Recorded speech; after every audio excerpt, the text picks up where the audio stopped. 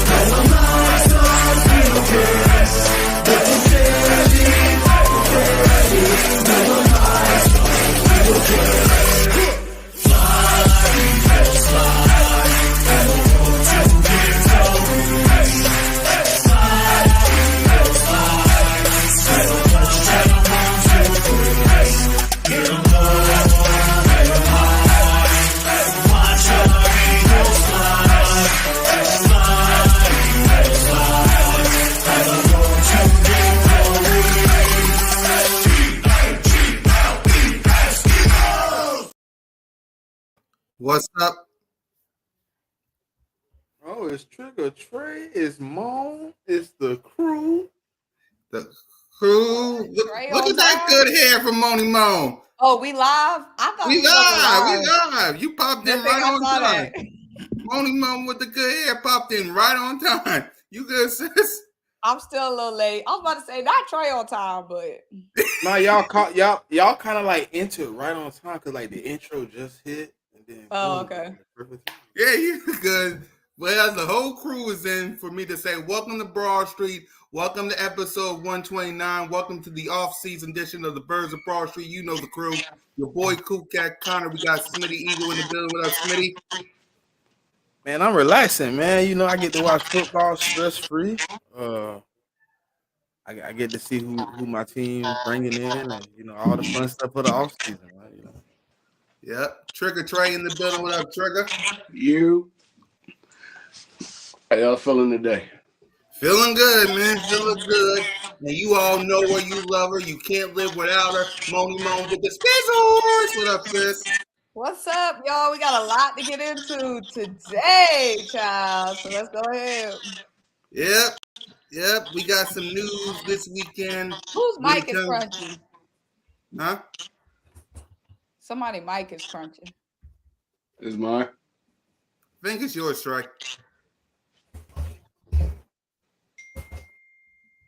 Yeah, I think it's yours. But so we got a lot of news today from all the news from Jalen, all the reports on the new coaching staff, we got lots to talk about on today's show.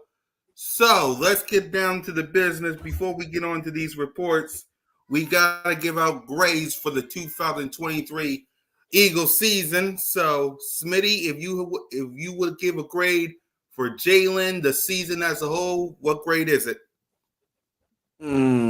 Oh shit. Jalen Hurts, man. C+. I'm just C+. What?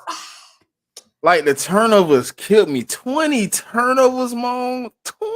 I'm talking about Cool Cat taking the scab off these Hill 2023, 2024 yeah, but all right. But yeah, man. So Well, the season's over for us. I mean, what else? We gotta create the season. F's. yeah, I really want to give him an F. Okay. Might as well just go ahead. Go ahead. But I can't Go do it. ahead. I can't do it. I'm gonna be realistic. C plus probably where I'm at. You know what I mean? He played his part with poor planning, poor preparation, poor play calling, poor play design, poor scheme. I mean, just you know what I mean. Even though he still had great weapons, even with great weapons, if you don't got the right scheme, you don't got the right things to get them open, you can't just make it happen. But the 20 turnovers was egregious, man. Like I never thought I would see Jalen Hurts with that many turnovers in a season, but I think we're gonna clean it up, man. So I mean, yeah, I'm C plus of it. C plus. Yep. Do you also do that for the 2023 season as well? Oh, the whole season? The whole entire season. season? Yep. Whoo, it was 2 seasons, but if I gotta give a whole grade, man, D minus, man. I'm upset. I'm frustrated. I don't know. Like we was 10-1, 3 games to win. We win the division, the number 1 seed. We rolling into the playoffs, and we win 1 out of the next 6 games. Like that is and then you get into the playoffs. The game is in your hands. It's 9-16 for a quarter and a half, and you can't muster up 1 touchdown, 2 nothing. You just stuck, and then they proceeded to blow us out. Like it's egregious. So I can't really give you nothing more than like a D. And I'm giving you a D minus because I just don't want to disrespect, you know, what really happened because I'm upset.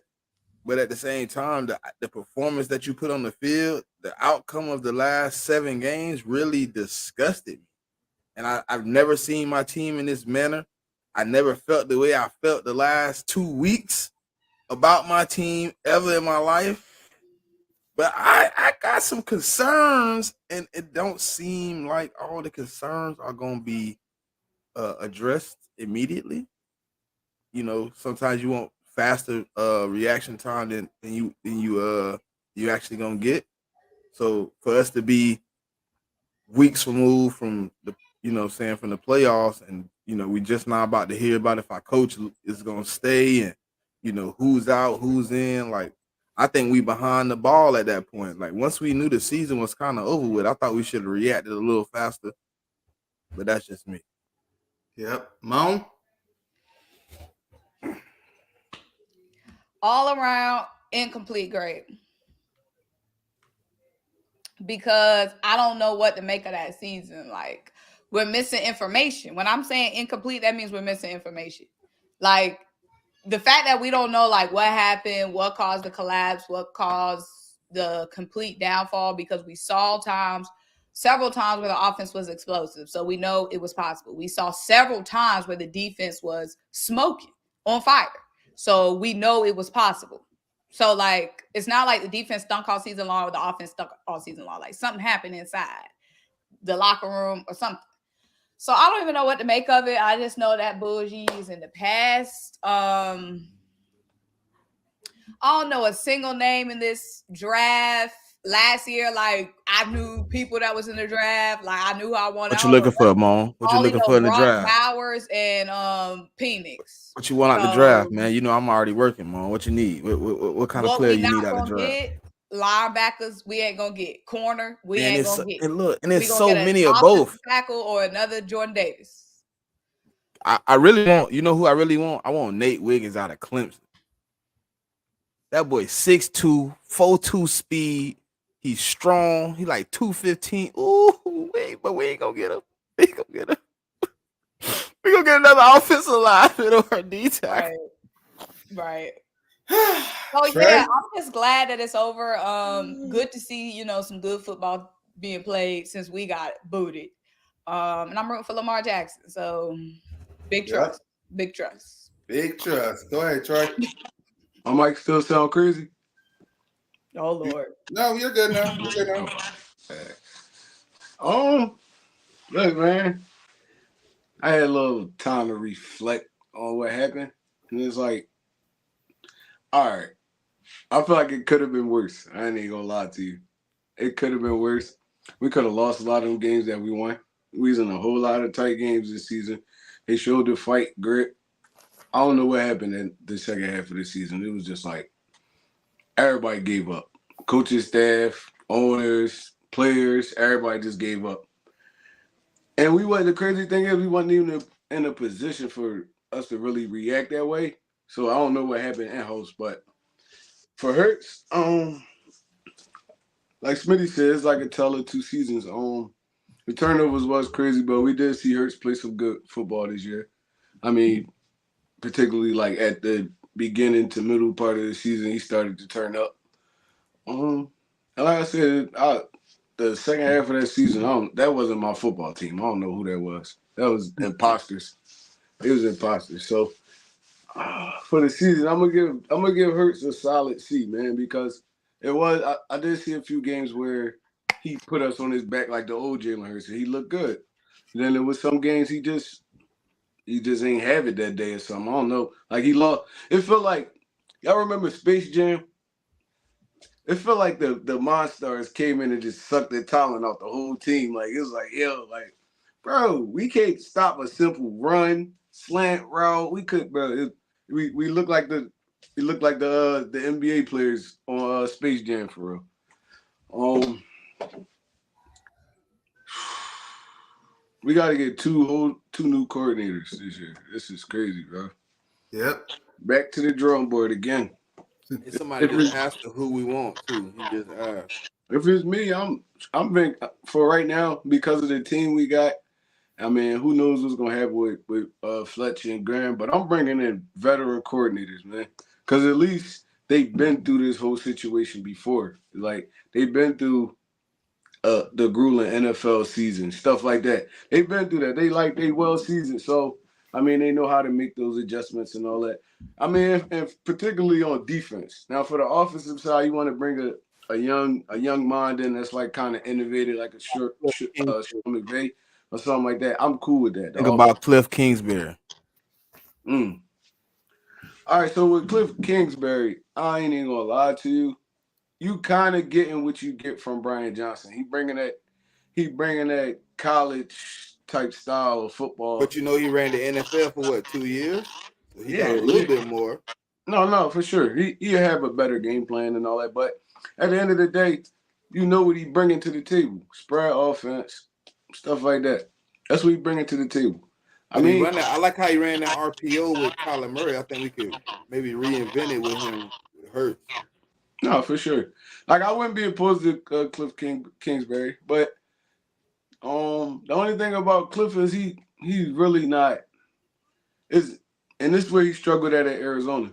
It's either his way or it's nothing. That's why him and Kyler Murray kind of clash heads and stuff like bro, this our offense keep running. That's what it is. Like, we don't know how well that's gonna go in the locker room with Jalen. You saw how he responded to Brian Johnson this year. So I mean, that'll be fine. But we definitely need a defensive coordinator that's a veteran. We definitely need a veteran. A Greg Williams or something like that. I'll take Greg Williams, to be honest.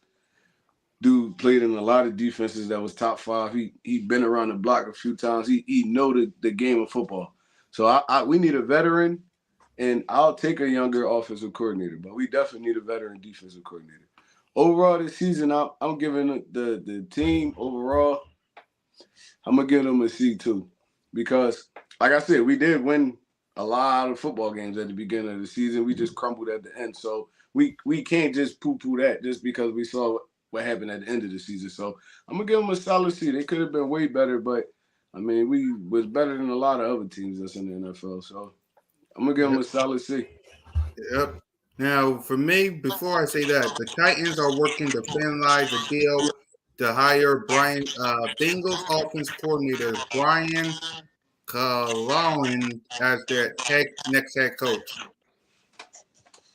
Colangelo? Yeah. They're all the Bengals offensive coordinator, I think. Yeah, Brian Colangelo. Yeah, I'll send it to y'all in the group chat per usual. So, but when it comes to the season, for me, same grade as I gave Jalen Hurts, the same grade I gave Jalen Hurts on the Jalen Figure Hurts podcast, C plus. It is what it is. There was some good, but there was also some bad. So I'm giving it a C plus. So we do got some breaking news. Some news today. Somebody audio is changing. Yeah, I think that's you again, Troy. There you go. Nick Sirianni has. We got some news this past week. Nick Sirianni is letting go of Sean Desai. He's also letting go of Brian Johnson and Matt Patricia.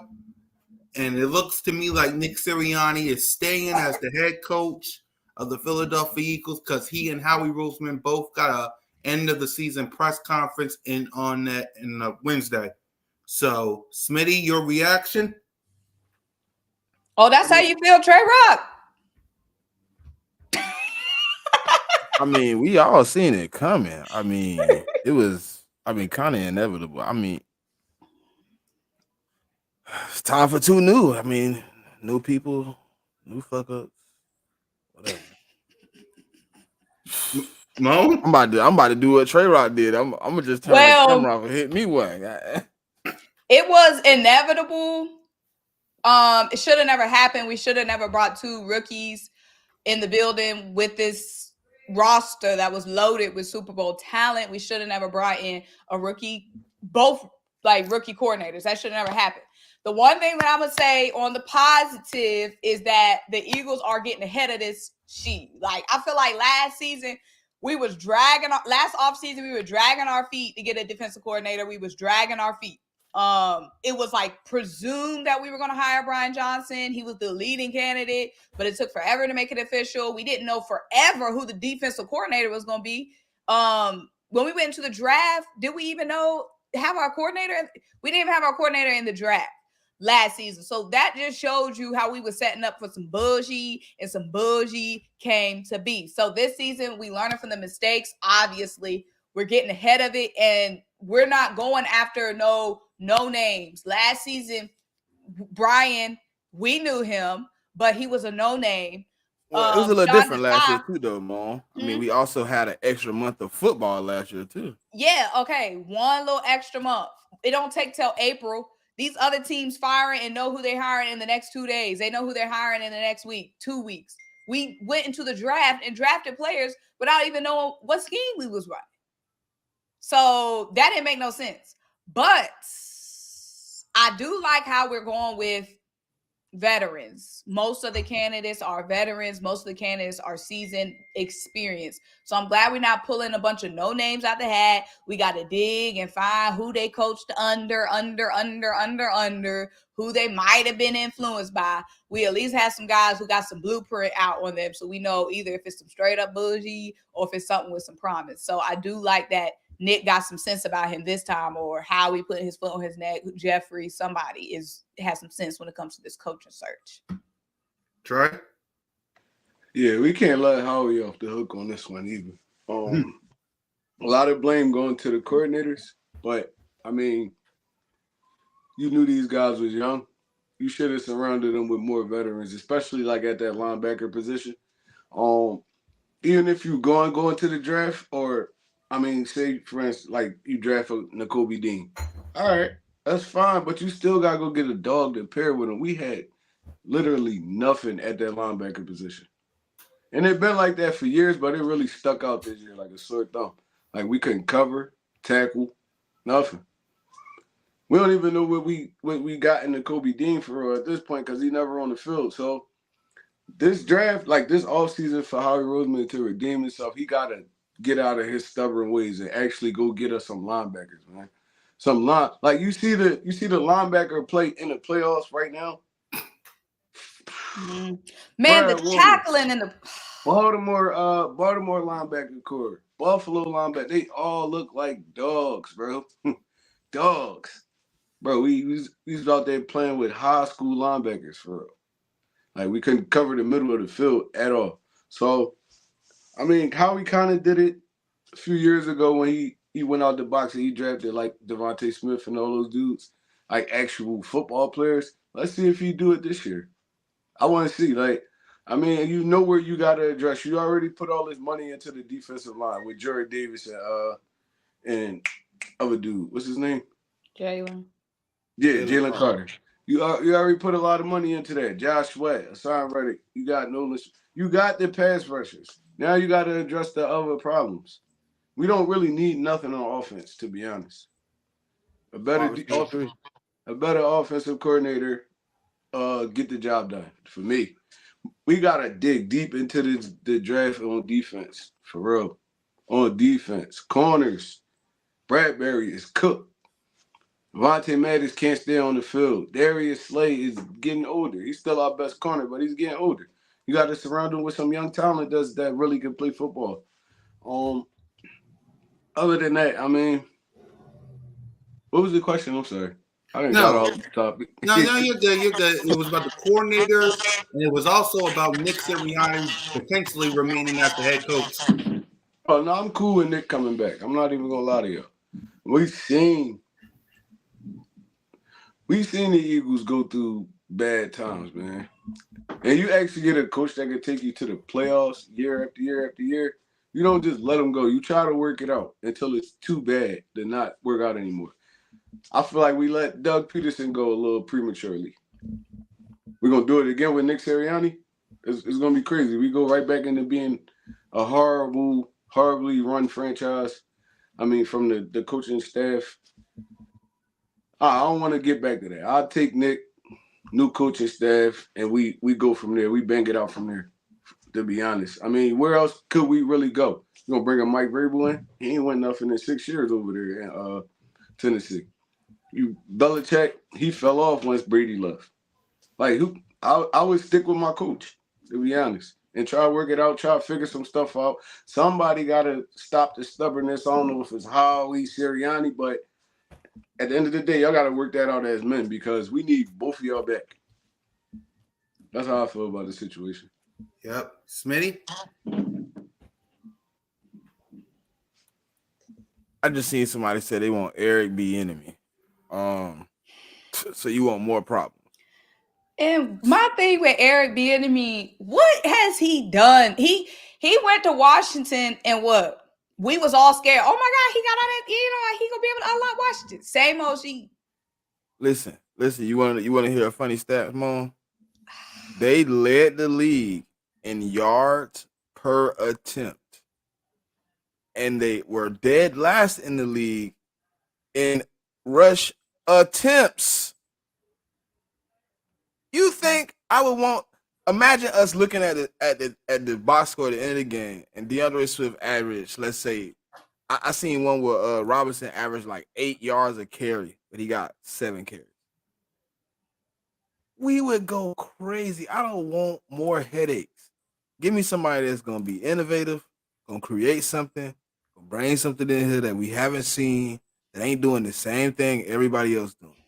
Because the same thing everybody else doing ain't working for us. So we need some new shit. But Wink Martindale, people like him for some reason, right? And I'm trying to figure out what he did. They like him because he smoked us in that last game. Yeah, but he also was 27th in points allowed, 26 in yards allowed. Yeah, he a heavy blitzer. He gonna get you beat on the back end if you ain't got top end corners. We gonna need Darius Slay, Isaiah Rodgers, and PS2 to be safe. And we're gonna need 2 stacked up safeties because he gonna bring the house and he gonna leave them boys on island. If you leave Bradbury here, he cooked. Yeah, I don't even know how Isaiah Rodgers gonna look coming off that injury. So he's not injured. He's suspended. He's not coming off injury. He's coming off suspension. Oh, he's suspended. For gambling. I thought he was injured that whole time. My fault. He coming back fresh legs. Oh, I bet. And he's still young, right? I bet. I think he's 25. So what y'all think we gonna do with Devontae Maddox, man? Because he a dog when he on the field, but he never on the field. Give me a 3rd round pick and get him up out of Yeah. here. Yeah, I was going to ask you who should stay and who should go, so that's a good start. But I just hate seeing our guys go other places and look good. Like, They probably won't do that with Maddox though, since he is under contract for 2 years. They probably won't get rid of him. They It's probably like they probably gonna transition him to safety and Reed Blankenship to linebacker. my thing is, how are we gonna get rid of Bradbury? Because ain't nobody gonna want him. Well, he only under a 2-year contract though, right? Yeah, we signed him to 3 years. 3 years. Yeah, he got two remaining. Yeah. Damn. So we gotta trade him, and that's gonna be a nice little cap hit too, right? Yep. And these are all. If it's okay, if it's post June 1st, it's 11 million, but after June 1st, it's only 4. Oh, all right. Well, we just cut him at the June 1st. I'm mad. I think we're gonna do him like they did Zeke. Cut him early, give him a chance to get his rounds in, but designate him for June 1st so he can't get a contract with another team till June 1st. You gotta do something with him, man. He gotta sit on the bench. I don't care how much we paying him. He is horrible. What do y'all think about bringing Denard back? Somebody might. Is that? That's right. That's right. Sorry, Trey. What do y'all think about being Denard back? Obviously, the players went to bat for him. Players loved him, but he would be an inexperienced play caller. And I feel like, would he want to come back after we passed up on him? No. He didn't go out. It wasn't like he went out favorably. Like he was like, all right, I didn't get the DC job. I'm gonna leave. No, they offered. He was under contract, and he said, I'm gone. And they don't let you usually cross over. He got out of his contract to go to the Ravens. But he didn't want to be here anymore after he got stepped one on. of the candidates, so he must be interested. No, we are interested in him. That's what Nick Sirianni was saying. He's interested in speaking with Denard Wilson, interviewing him. We don't know what Denard Wilson is interested in because he hasn't reached back out to us yet because he's in the playoffs and the Ravens haven't given us the opportunity to speak with him. So if you're Denard Wilson right now, you're a DB coach. Would you come back as defensive coordinator? That's a huge jump. It depends on what I feel for Nick Sirianni. What was the end result for real? Because we get the sugar, water, iced tea part of it, but we don't really know. Was it disgusting? Was he told he was gonna get an opportunity to get the DC job, and then you hire Sean Desai behind his back, and then he wants to leave? Is it that? Because if it's that, then you're gonna bring in another riff in the locker room. Then I'm cool. Yep. What do you think, Trey? I mean, we don't even know what dude to look like as a defensive coordinator, to be honest. So, I mean, maybe that's not even a good move for us. Maybe he's a great defensive back coach. I mean, what's the dude? Brian Johnson was a good quarterback coach. He got that offensive coordinator job. He flopped big time. So but he got his hand tied behind his back too, little Trey. Who? Brian Johnson. He got his hand tied behind his back? How you feel that way? When your players come out the week before the playoff game and said most of the season they didn't know who was calling plays, they didn't know who was the main offensive coordinator, or when it comes out that Nick Sirianni didn't give him the whole playbook and basically designated plays he was allowed to use inside of the playbook. See, that's all assumptions though. Nobody came out and really said that. Y'all got that from reporters. Reporters say a lot of stuff. Mm-hmm. But you could tell it when you look at the play count. We literally ran one play this season almost 100 and something times. That tell me you didn't have much to work with. So we basically saying Nick Sirianni handicapped his football team. That's what we saying right now. Because if that's the case, that's not Brian Johnson's fault at all. If that's the case, I mean, you only run with the head coach allow you to run. So, I mean, if that is the case, and like I said, I don't really listen to reporters unless it's the players coming out and saying they didn't know who the play caller was, predominantly. That's kind of alarming to me a little bit. But did they put names on these players, or just saying the players? No, the report just said players. Yeah, see, you can't. All that is just throwing their handball off the wall. It's always gonna bounce back. You can say anybody said anything for real, for real. Unless now you ask AJ Brown, I promise you he'll be honest about it and tell you.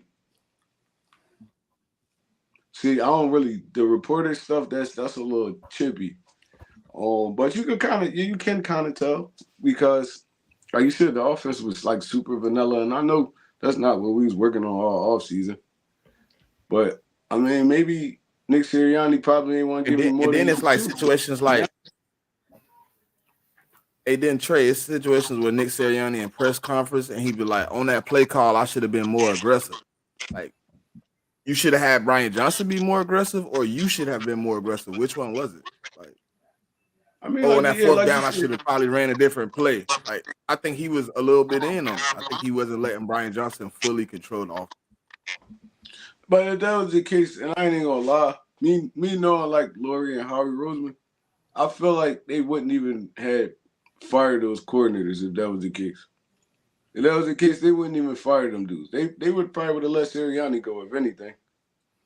Because the way that our team set up, we always been winning. Winning is the main goal. Always. So if he's doing something to cripple the team, I promise you they probably would have let him go. So, I mean, unless he had a good reason why he handicapped Brian, though. I mean, if he scapegoated him, he scapegoated him. Now, if he was like, "Hey man, I just didn't trust dude calling the offense no more. I seen some things I didn't trust. I tried to fix it. That's what you do as a head coach. That's what you do. That's your job. You see somebody, I mean, effing up the process, you gotta kind of like dial it back a little bit. But that's what you do as a head coach.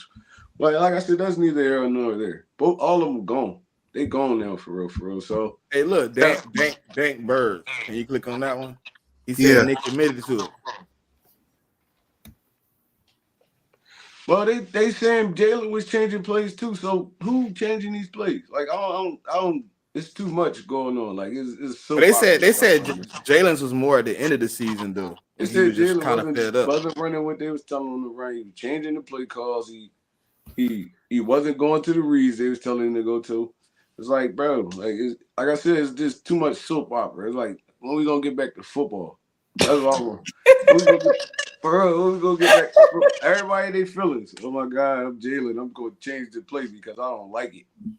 It did not run what you changed. So it's like, oh, come on, bro. It's like, there's too much going on.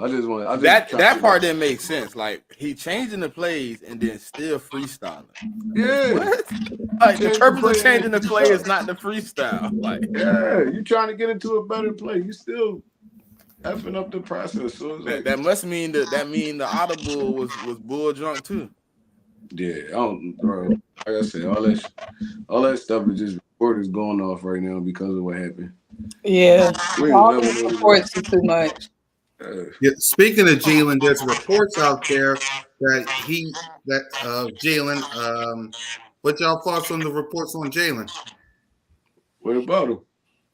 Prima donna separated himself from the team. I got it, Smitty. Source close to and around the team says Jalen Hurts should have been a better leader this season and was described as detached, psychotic, isolated, and unapproachable. A source on the Eagles described Jalen as a good dude who sometimes don't realize when he's acting like a prima donna. Multiple sources close to the inside and the Eagles. Bro, it's the same stuff they said about Carson, bro. It's like, yo, this y'all gotta understand something about Philly media. You can't give them nothing to bite on, bro. They take it to the extreme. And we heard like even with all the Carson stuff, we heard players come out and say, I ain't never had no problem with Carson. It probably was 2 or 3 dudes in the locker room. They made it seem like it was the whole team. That's what they're trying to do right now. It's like, bro, prima donna is like, all right, okay, like, all right, look, you quarterback. You the leader of this football team. You a young dude, lie on your shoulders. Sometimes you just want to take a step back and just like, all right, look. And I think that man's career went from 0 to 100 like too fast, yeah. And he got Jordan calling, everybody calling his phone. He's trying to figure out what to do with his real life and football. He's not really like, I don't think He on a million commercials. Now you see Jalen on a million commercials now. It's like, bro, there's a lot going on for this dude. He never was in no spotlight like this. And he's 25. 25 years old. Like, come on, bro. Prima donna is like is a stretch. The dude is, I ain't gonna lie, he probably a little overworked, probably tired. All right, that happens. No, I think he was what you just said, Trey. All this soap opera stuff, and I just want to get back to football. Exactly, yeah. You just want to play football. There's too much going on this year. Too much going on. Yep. And then the crazy thing is, you taking these young coordinators and putting them on this team that just came from the Super Bowl last year. You know how much expectations that is? It's easy in the heat of the fire for a dude to crumble, especially when he never did this before at a professional level. Sean Desai. Yeah, bro, once they put Matt Patricia at there, our defense got worse. When they took Sean Desai over and put Matt, they got worse. So how y'all still fire this man without giving him another chance, like to redeem himself? He'd probably be a little bit better. Bro, we never gonna keep a coordinator around, especially if they saying Nick Sirianni doing what he doing. He limited them from doing their job, stuff like that. I think that's why they trying to bring in a vet. Yeah, you take Sean Desai off, put him up in the booth. Now defense get worse. Y'all ain't switching back. Y'all ain't switch Sean Desai back and put Matt Patricia back up there. Why? Why not? Because Matt Patricia is a known person around this league. Sean Desai is still trying to get his feet wet. So it's easy to put the blame on him. It's easy to put the blame on him. And obviously our defense got worse once they switched it. Way worse. Way worse once they switched it. So that wasn't even, I don't even think that was Sean Desai's fault, bro. I ain't even gonna lie to you. They just use him as a scapegoat. Yeah. At least Desai made adjustments. Yeah, he made adjustments. Matt Patricia, bro, he dropped, bro. I was so pissed. He dropping Brandon Graham, Hassan Reddick, and Sweat back in coverage. Hold on, don't forget Nolan Smith. Remember, he got caught one-on-one with Saquon Barkley. Bro, these is pass rushers. They should never be in coverage. And man coverage at that? Bro, I was looking at this shit like, yo, sorry for cussing, but I was looking at it like, yo, this is horrible. I seen Hassan Reddick drop back on 3 straight plays and play the flats. I was like, oh my God, what are y'all doing, bro? Like, what are we doing here? We're not running no 3-4 right now. We're not running the 3-4. Our linebackers is not those. Do you want to go away from that? Does anybody on here want to go away from 3-4 and go to something different? Bro, we need to stick to that 4-4 defense or the 5-man fronts. We need to stick to that. No more 3-4s. No more dropping our DNs back in coverage and stuff like that. Why would you ever put Josh Sweat in coverage against a running back or Hassan Reddick against a tight end? They pass rushers. Nolan Smith is a pass rusher. Now, y'all was drafting him to be a stand-up linebacker. All right, y'all could have trained him right there, but y'all just throwing him in the fire, got him covering tight ends and running backs. It's like, bro, it's dumb. I understand Hassan Reddick from time to time, just because that's just how the lineup end up. He end up having to do it, but when you're doing the 3 straight plays, that's ridiculous. That was horrible, bro. They dropped him back in coverage 3 straight. It shouldn't even be more than 2 times a quarter, dog. It shouldn't be more than 2 times a game, to be honest. That's something you do to surprise somebody. Now, say it's like a 3rd down and long, and they shift the coverage because Hassan Reddick one of those type of players. They shift the coverage to him, but he dropped back, and the other DN come from the backside, or outside linebacker come from. Now you getting a little.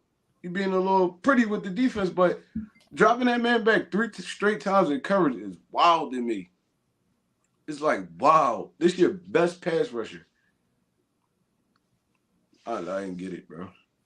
I was done with them after that. I was done with Patricia after that. After I seen that in Seattle game, I was done. I was like, bro, what the heck? And it was in crunch time. It was on 3rd downs. I'm like, yo. Hey, Mom. When you was watching the Tampa game and you seen them bench Bradbury, was you happy like I was? I'm just mad he got back in the game. Bro, I was so happy. I was like, Lord, they bitch Brad. Thank you, But it's just a mess because like he needs to be bitch, but it's a shame he's making all that money. We got to.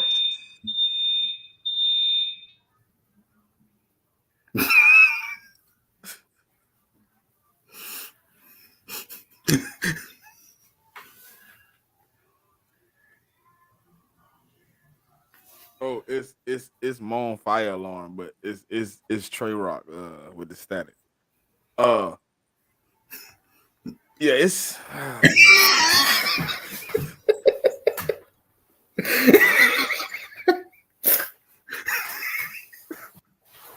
Only on Birth Rush.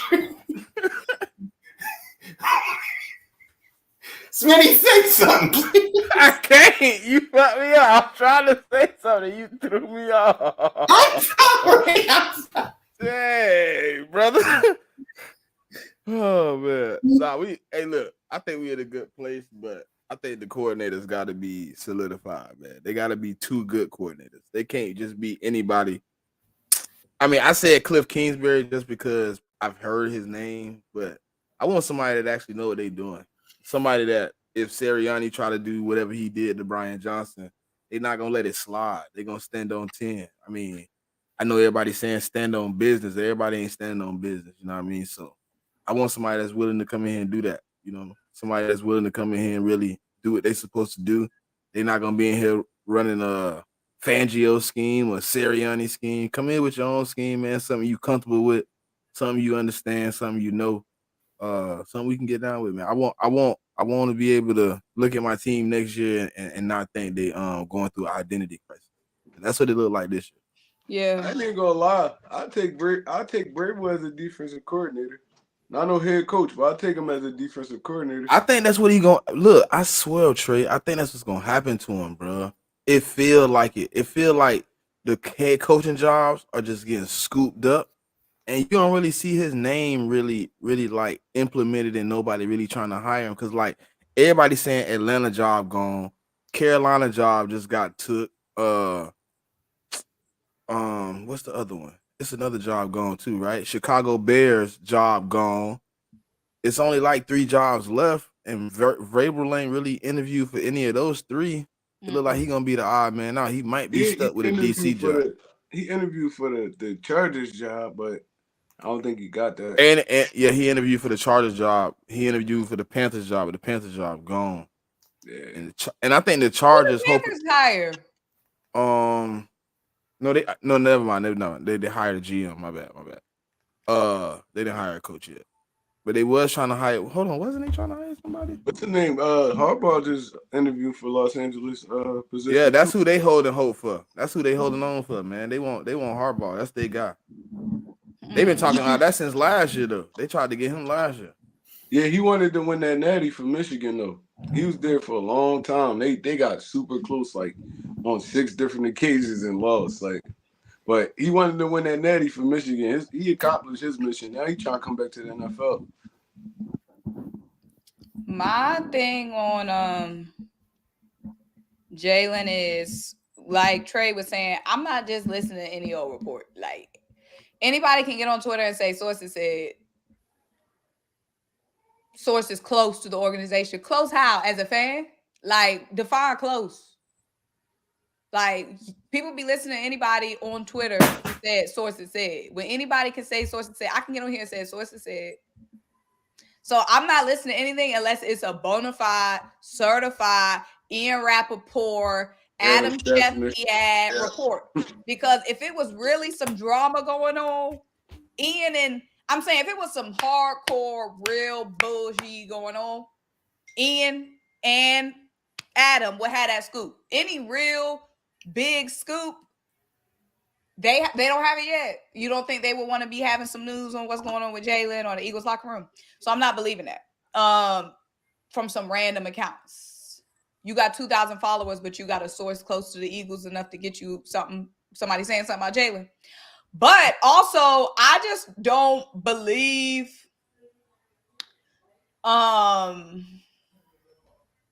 I don't believe the Jalen slander because one, when we was winning, Nobody was saying G.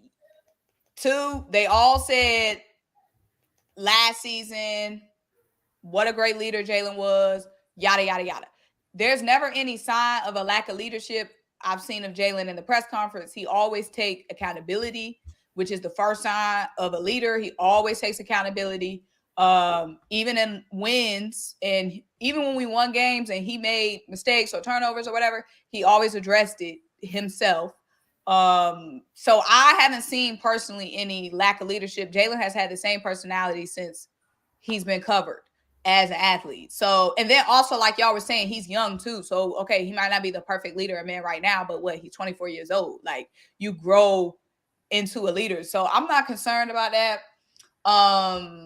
Not concerned. Until Ian or Adam put a stamp on it, I ain't listening to it. Exactly. It's only a reporter trying to get some money. I don't believe that stuff. Because if Jalen wasn't a real leader, the word "It's a Philly thing" wouldn't be on hats, shirts, and hoodies. And I think that the narrative probably getting misconstrued because when they come in the locker room and they in the kiki and giggling with all the guys, Jalen probably over there by himself trying to just collect his thoughts and get his mind together. He got a lot going on. You don't know what's somebody going on in their personal life, dog. But isn't that what quarterbacks like do? that, though. They say he's been like that though. That's what I'm saying. If you come up and talk to Jalen, he'll talk to you, but at the end of the day, he over there working. Y'all go play. He got the biggest job on the team. He got to be on point. He got to be locked in. You can't get too up or too down. I seen Jalen flustered a few times this year, like on the sideline, showing emotions that he never showed before. That's how you know he cared. That's how you know he cared. Like he cared a whole lot. Because like you said, last year when we was winning, he was never too up. It was always next game, next play. You think he want to see his team just crumble like this? Oh, My that's biggest tough. problem was not seeing them have fun. And then too, not only the team crumble from day one, he been effing up. He know that, like he hasn't been playing up to his standard. He said that every single game. So he's probably been frustrated with himself. His last play was what? A fumble. One of his last games was a fumble in the Super Bowl. He probably took that on himself. First game out against the Patriots, what he do? Fumble. And then he continued on with the turnover. So he probably with himself was probably frustrated with himself. There's been games where the turnovers has took us out of the game in the Jets. So I think that all goes into him being hard on himself individually. Like when we won the Bills game, when he had the walk-off touchdown, he was in the press conference talking about everything that he did wrong, like in that game. I think he's just somebody who, like he says, holds himself to a high standard. But with all the bullshit that was going on in the locker room this season, like all the bullshit that was going on in the locker room, the sidelines, I never got a whiff that Jalen was involved in any of that drama. Right. Now, him having a disconnect with Brian Johnson, that probably had something to do with it too, because like this is a guy you've respected all your life. They've known each other for a long time. You respect him as a quarterback coach.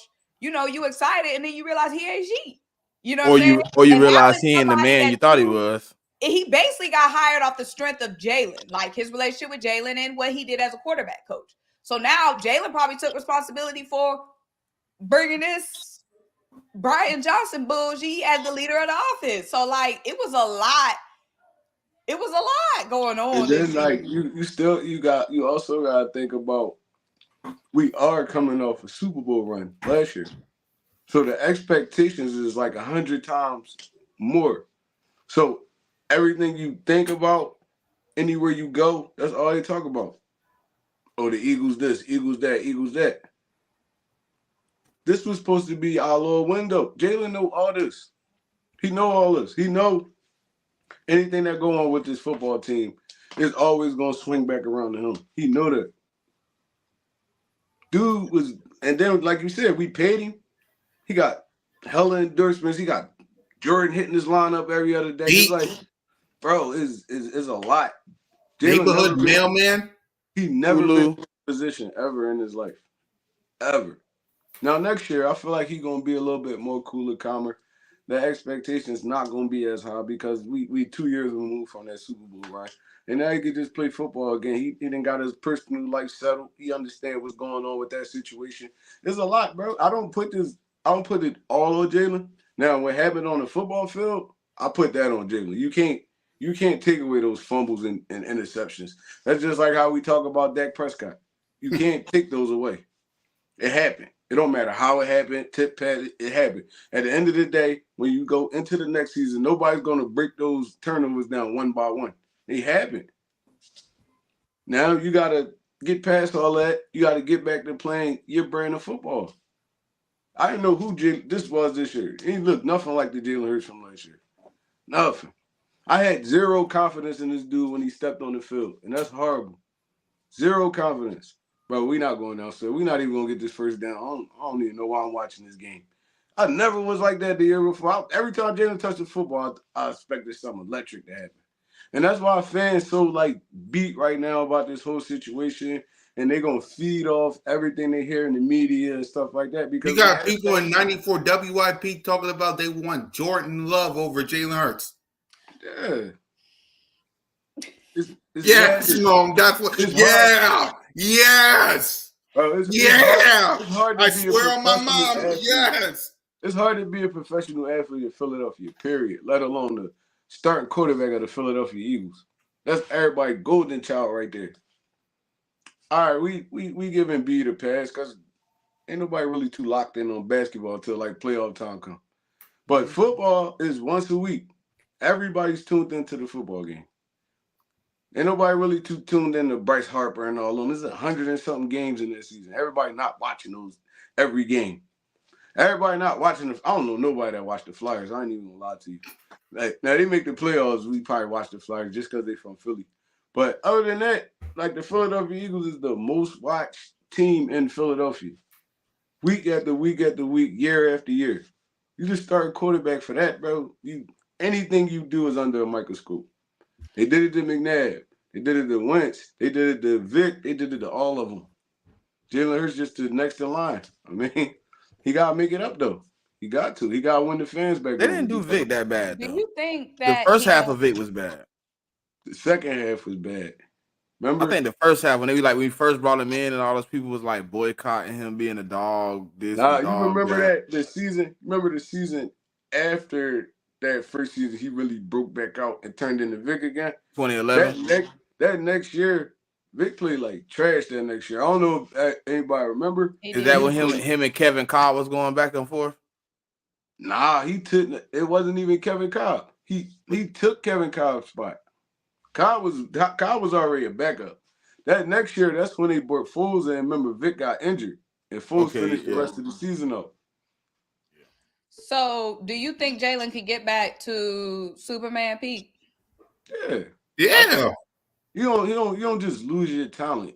You don't just lose your talent. There's a lot of factors that go into him getting back. Maybe a new coordinator to be a fresh start for him. And you still gotta think.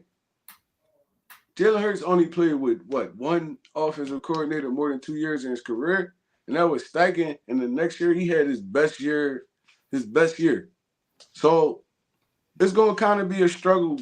I mean, learning a whole new offense again and all that. But I mean, if they bring the right person in that kind of fits his play style, his personality style, I mean, then we would be Gucci. For real. It's up to Howie and them now. That's out of Jalen hands. Yep. Smitty? Well, go ahead. Let Mom go. Yeah, go ahead, Mom. But I feel like when it comes to the front office, I feel like they definitely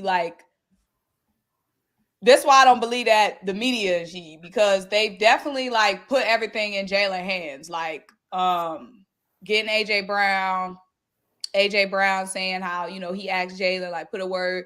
They go and get AJ Brown. Jalen wanted probably, I don't know for a fact, but I would want to say Jalen probably wanted Brian Johnson to get that job because of their relationship. Brian Johnson got the job. Jalen wanted Brian gone. Per reports, they were saying was a disconnect, and Jalen didn't deny that report. And now Brian gone.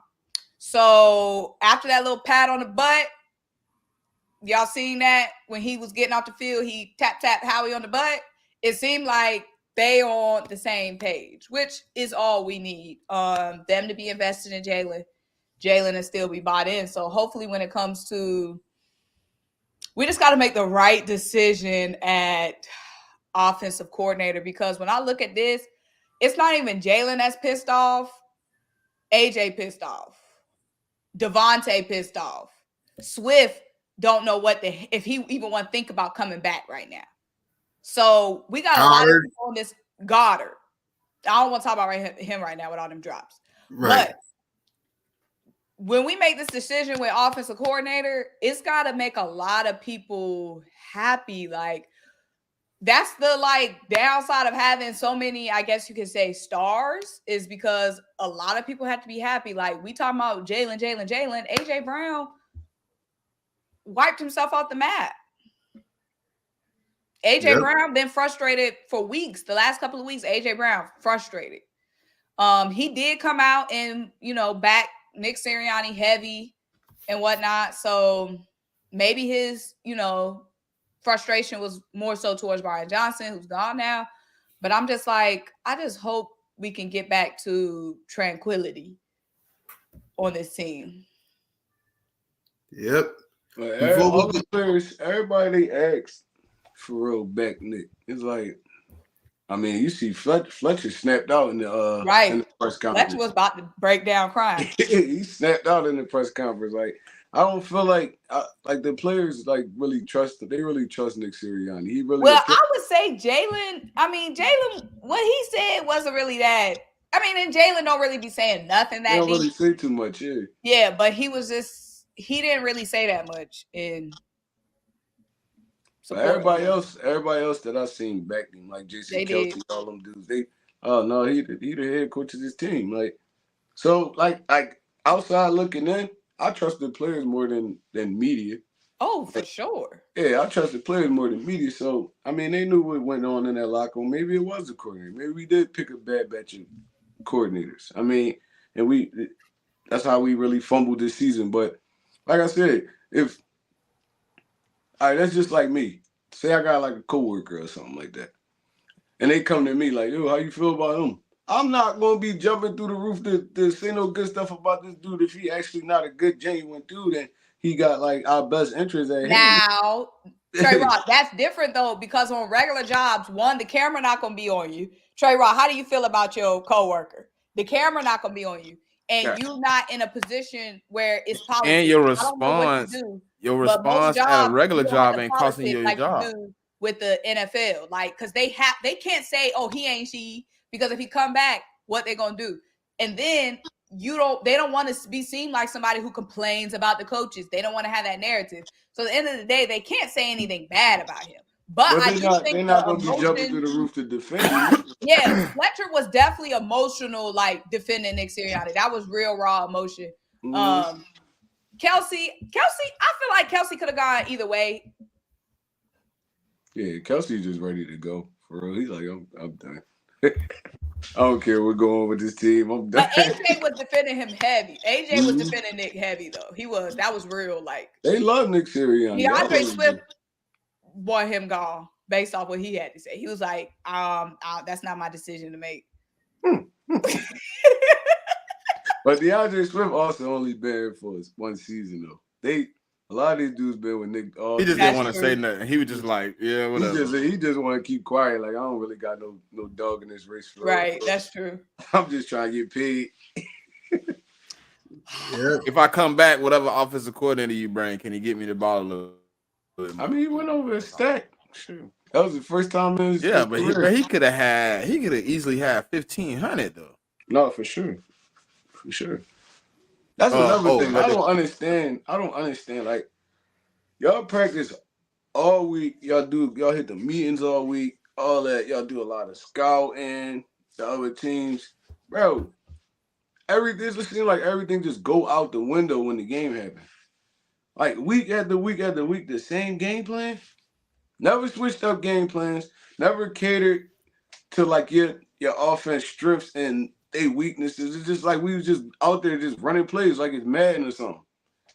No, you run play Madden and you losing the game, so you just do Hail Marys the whole rest of the game, and just hope somebody catch it. That's how we look. We ain't have no spinoffs on our plays. We ain't had nothing that set up this play set up that play. It was just like we just calling plays out there. Like The you just first had few to weeks, it seemed like that. The first few weeks, he was setting it up. yeah. And then at some point, we just started running the same plays Same over formation, and same over. plays, same scheme. It's like, bro. But it's like they a on some real. small aspect. It's like Nick Sirianni and them just left Brian Johnson out there to die for real. Like after a while, they was like, all right, well, Figure it out. they picked you as a coordinator. You gotta figure it out now. And bro, he couldn't handle it. Yeah. So before we Simone talk asked about Jalen Hurts. Before we go, hold on. I got to respond to Simone about this Jalen Hurts. Can he get back to Superman status? That's gonna be a Jalen Hurts issue, man. I believe he can, but that's a Jalen Hurts thing. Like he got to clear his mind. I already know he's locked in, so that ain't it. But he got to buy into whatever system come. I mean, I guess his respect for Brian Johnson went out the window, so maybe that's why some of the situations we got in, it seemed like it wasn't working. But I believe Jalen Hurts could get back to that play style we seen in 2022. But it's on him, man. It's all in his court. I mean, he like Trey said, this ain't the Monstars. You don't just lose your superpower. Well, the only thing that has me like slight worry though was that real? Because the percentage that we've seen of him being a Superman was only a small percentage of what we see. Like most of what we seen was not Superman. Out of 3 years, 1 Superman year. In college, was there Superman? Yeah, he had a Superman, yeah. Yeah, Oklahoma. Okay. He carried them boys. It was just him and CD. Yeah, they had the Underwood over there. They had a couple people over there. I think. But, I mean, if you look at the stats though, it was him and CD. They went crazy. Right, because he threw for almost 5,000 yards, like he threw for 45. he had like 50 touchdowns that year. Yeah, he went crazy. He went stupid out there, and he almost won the Heisman. But that was also his best offensive coordinator. He did. Another sign of having a good offensive coordinator that executed his play style. But yeah, but that Oklahoma offense was quarterback friendly for real. If you could run a little bit, you got like a little bit of wheels, and you could throw. The window was like wide open for real, especially the defense that they was playing. So I mean, who knows? Who knew? Now, that's what I'm saying. Yeah, who knows? Like, but I hope and believe. But I'm not like facts. Yeah, for sure. You only got a small sample size. Exactly. It's like ain't like you've been doing it for like 3 years or something like that. But like, inside of those 3 years, how many times did you see Superman awake though? Just because the whole season wasn't Superman, did you see bits and pieces in those other 2 seasons? Because I felt like I saw one Superman, and that was the Bills. Tampa Bay. The first time we played. No, the Chiefs game. Superman. The Chiefs game. He played great in other games. He played good in other games, but Superman only came out one time. Superman is saving the city. He's saving the world. He only saved us one time. I got 2. That Chiefs game, he made some amazing throws at the end of that game, the winning game. Okay, so 2. Chiefs and Bills for me. I'm with Trey. Chiefs and Bills, yeah. Maybe the Buccaneers game on week 3, but outside of those 3. That week 3 game, that was more Swift than anything. That is true. Swift was going off that game. Yeah, you're right, Mom. I can't really count on my fingers. And making nice passes and making good passes. Like, yes, he's made several good passes. He's made several nice passes, but that's not Superman. That's being a good quarterback. I'm talking about Superman. I done seen him. Talking about putting the team on his back. Putting the team on his like we saw last season. Like we knew. Remember that Colts game last year? Nothing was moving. Nothing. So what about the first Dallas game? He just took over, put the team on his bizak, What about the He first played Dallas like game? he kind of played like trash in that first Dallas game. We won in spite of the offense for real, for real. The defense was rolling. Didn't he score to get the lead though? Didn't he throw a dot in the clutches of moments to Devontae Smith to take the lead? I think Hurts only threw for like 120 in that game. 220. I 222 touchdowns. I don't think he went over a deuce in that game. I promise. But the good thing is 207, 2 touchdowns, 0 interceptions. Oh, he played. Well, from what I've seen, it looked like. And then that Washington Commanders game, he went for that 320, yeah. 4 touchdowns. He showed up in both of them Washington games. yeah, Washington. Yep. Oh, the Rams. The Miami Did he have game. turnovers? The Did he have Miami turnovers game. in that Washington game? No. Nope. 0 I checked turnovers. the stats too. He ain't got no turnovers versus Washington. Dang, they said Joel got 54 points already. But the good thing is, like, we don't have to have a Superman quarterback, unfortunately. Like, we were spoiled last season. We just need somebody who's going to take care of the ball. Like, I just need Jalen to take care of the ball, get rid of the ball, don't take no dumb sacks, and don't do that little hopscotch ass run where he be hiking his knees up like he running hurdles. Like, what is that? It's called a dead leg. Okay, don't do that because that's not getting us It worked. nowhere. It worked. He did it. He did it in the Minnesota game and went for 40. Every time I see him, when I saw him hopping around in that Bucks, I'm like, they're coming right there. Like, yo, can we admit that like when Jalen is flustered, I mean, he does just revert back to what he knows. Like he looked like a rookie a lot of times this year. Rookie. A lot of times pocket wasn't collapsing. He just ain't trust what he see in front of him. He roll out to the right. Nobody open. He would run for 2 yards or he throw it out of bounds. He did that a lot this season. It looked like his rookie year. We didn't see a lot of that last year. We thought he was making a turn. It really looked like he took like 10 steps back this season. I'm not even gonna lie to you. I love Jalen, and I'm a Philadelphia Eagles fan to death. But you gotta throw the criticism out there when it's there. I don't want to say he looked like he took 10 steps back, but it looked like he took 10 steps back. It looked like our offense took 22 steps back, which made him look worse. Because I've really been like watching these dudes that's putting out video, and they really breaking down our offense for the season. And I mean, bro, the numbers to me is crazy. Like we was dead last using the middle of the field. Bro, we were 32nd in completions in the middle of the field. 32nd. Like when you have a dog tight end. Like what was we doing? Like we was like 28th in checkdowns. All right, so in that Seattle game, you blame the offense for that? Not really. Yeah. You shouldn't have had Bradbury in that situation to even get dogged out like that. No. I mean, you blame the offensive play calling on me. Because in that Seattle game, we had every opportunity to wrap that game up. Jalen threw us out of that game. That wasn't Brian Johnson. That wasn't Nick Sirianni. That was Jalen Hurts trying to be Superman. It was a few the Jets game. We can't blame the offense in that game. We had a good rushing day. It just Hurts played like trash in that game.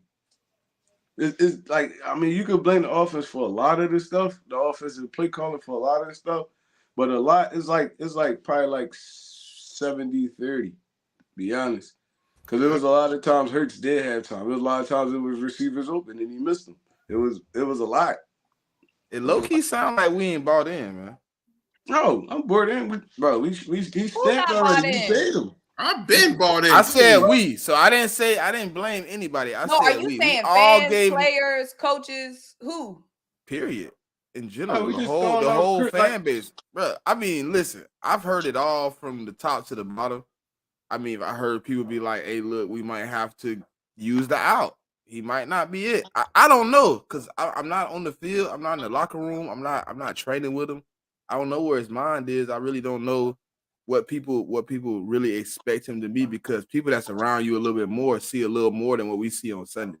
We only can see so much, but I don't see what you really putting in, how many hours you in the gym, how hard you really going to perfect your craft, because it's dudes like I hate to use basketball, but it's dudes like Tracy McGrady who were naturally talented. But if you ask about their work ethic, they were like kind of like they did it, but they wasn't really in there. But when you hear about Kobe, he wasn't the most athletic, he wasn't the most gifted, but he was gonna be in the gym 1,000 hours until he perfected what he was working on. So like with Jalen, it's like that for me. Like I heard all these bad things or whatever, so I'm not gonna buy that.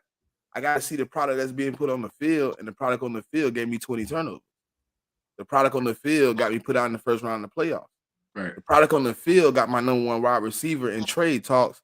Whether it's a rumor or not, it shouldn't even have happened because we shouldn't have played like that. We in purgatory, bro. My quarterback performance got the offensive coordinator fired, had the head coach on the hot seat, and it got us as a fan base, content creators, whatever. We are questioning who should be here, who shouldn't be here, who we need to bring in to fix it. What does Jalen Hurts need to succeed when it should be more like, hey, it was 2022. It should have been like a transition. It should have been like Jalen Hurts should know what works for Jalen Hurts after being successful. It shouldn't have been as hard to transition to Brian Johnson. He should have been like, Brian, look, this is what we need to do right here. Ooh, they should have been able to work it out, but it seemed like we struggled more than we worked it out. And every week we heard the same thing. And the crazy part is he was here with Steichen and all them. You could have took the same concept of that offense and put your own twist into it. That's what made me think he didn't have the whole thing, Trey. If you seen that, bro, the tape is there just like it is for us.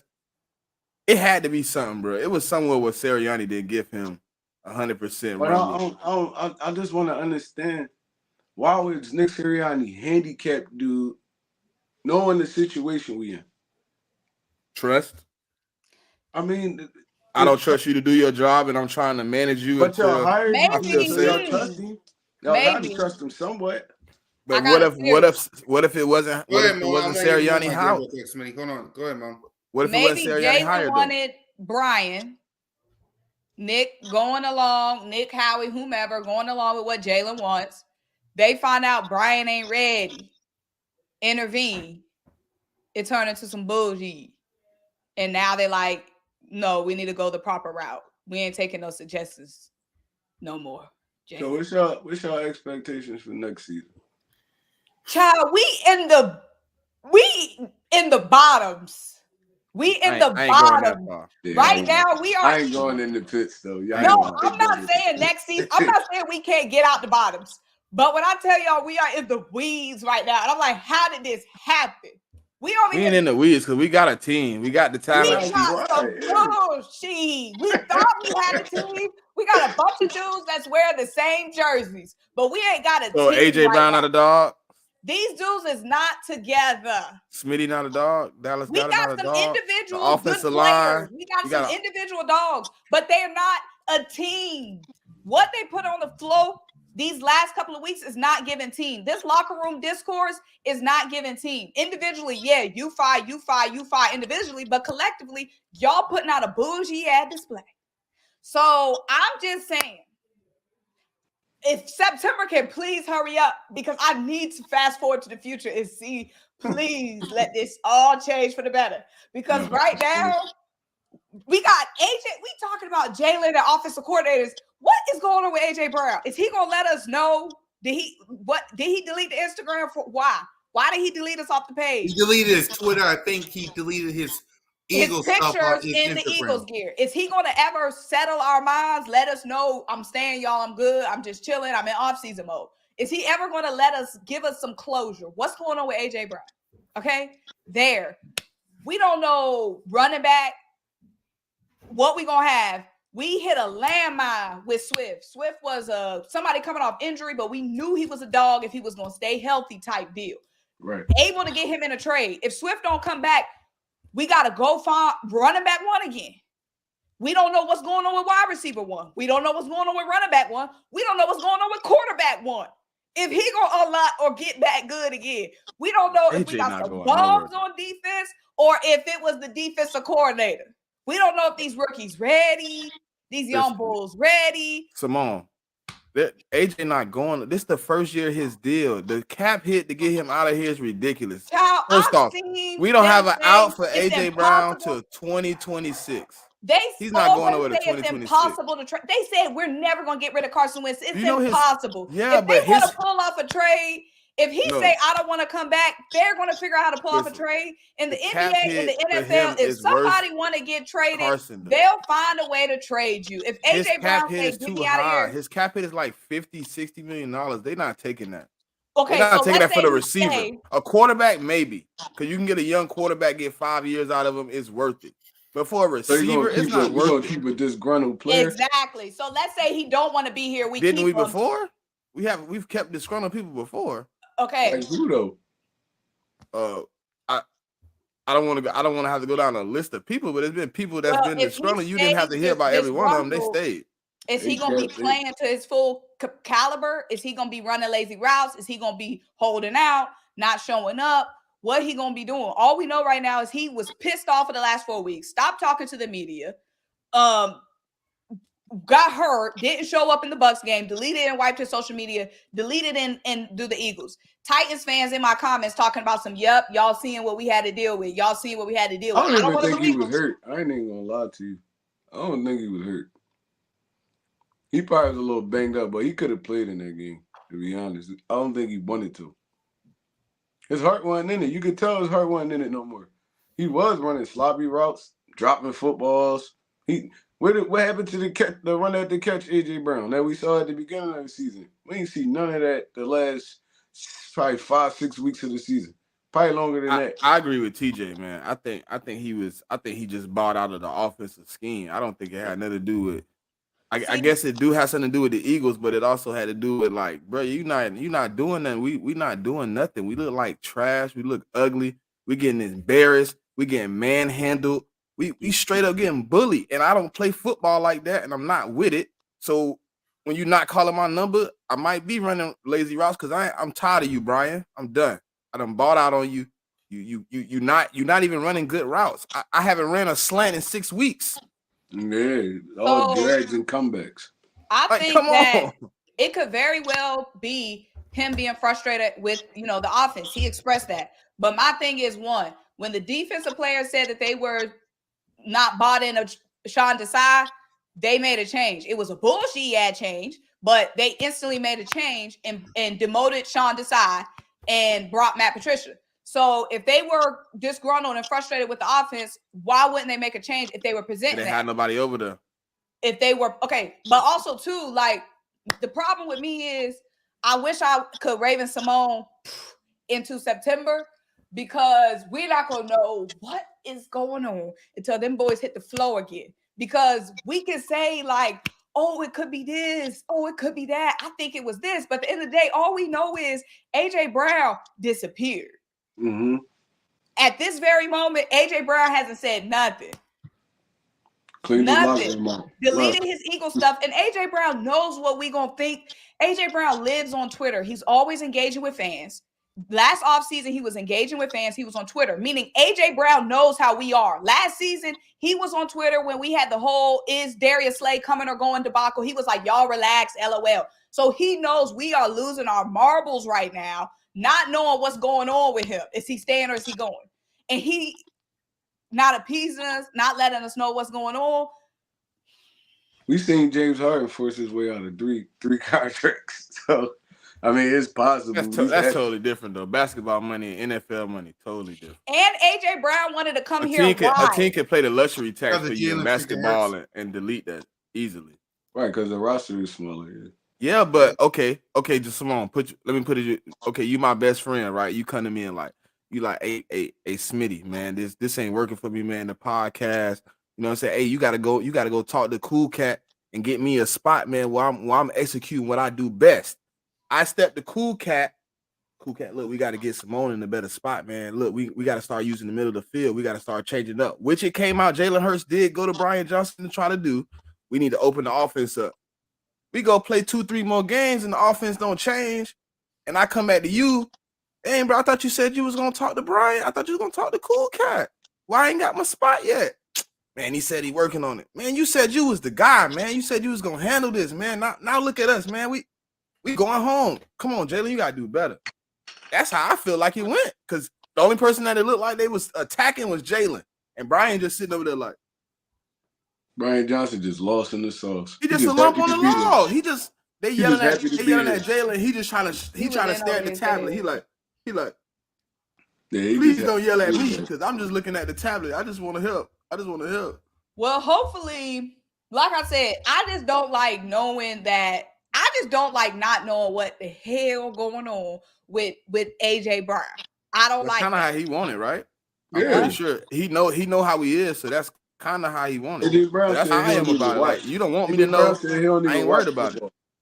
Well, can he throw up a pic with an Eagles beanie on? Can he He throw not up a gonna pic do with it. something? He don't want to do He's that. not He gonna try wants to what satisfy we're y'all right doing on I social don't media. like the He fact likes that these other teams are talking about trade packages. You don't Because think he I on a just want burner to say account, one Mom? thing. You don't think he on a burner account on Twitter looking at all this stuff go on? Maybe that'd be a good thing. They're probably- probably the I don't same. like sitting right in the seeing background. trade packages. Mom, they're Because probably the once they same. start talking about trades, they start going through. They're probably the same. When have we started talking about trades and they have not gone through? It start off as a little ad whisper. It's always start as a little whisper. And then boom, people making whole packages. Oh, next year, I forgot what fan base it was, but they was building out their 2024 offense and AJ Brown was on their wide receiver one. Huh? Man, I ain't even gonna lie to y'all. AJ got a reason to be girling, but he don't. Like, we feature AJ Brown this year. The one that really should be crying is Devontae Smith. Yep. He should be the one crying, kicking. He didn't get a contract yet. He should be asking to get out of Philadelphia. That's why he's not crying. AJ Brown, bro, we gave AJ Brown every opportunity to really, shine this year. Goddard should be crying. Dallas Goddard should be in tears. He's a top 5 tight end. Oh yeah, that last game, he was kind of animated. He was cussing. It looked like he was cussing Jalen Hurts out. He's a top 5 tight end, bro. We used him like he was like the 6th option this year. Like, bro, and that's play calling. That's Brian Johnson. That's their fault. Trey Rock, 6th option? He was an option? I don't even think he didn't look like he was an option at all. He was an option? Like when he before injury, after injury, just looked like Goddard was just out there. It felt like he only got featured in 2 games? Probably like maybe 2 games. The whole season. Los Angeles game and that Dallas game. And that Dallas game, yep. But other than that, he was a no-show. He was getting like 2-3 catches a game, probably like 4 targets. AJ Brown, double-digit targets. Devontae Smith getting like 6-7. He making do with what he getting. It's like, bro, like we didn't have no balance in this offense, even when we was passing the football. Everybody knew where we was going at. Everybody knew AJ was always the first look on every play call. What you think about Bob Cooter? I think Bob Cooter would be good.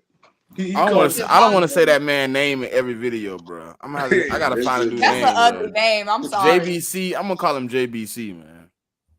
Wait, is it Jim or Tom? It's Jim. It's Jim Bob Cooter. I think he'll go.